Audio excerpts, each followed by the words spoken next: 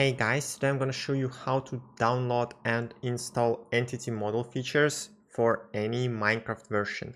And you can use either Fabric or Forge. You can also use NeoForge or Quilt as well. So let's get started.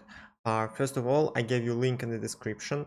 You can click on this link and you will be on this website. Here you need to click download and you need to choose your Minecraft version. For example, I am playing version 26.1. I click on this version and here I select, for example, Fabric, if I'm playing on Fabric. And here I need to click download. I click save, and after that I need to open Minecraft folder. Open mods folder, and just drag and drop this file into the mods folder.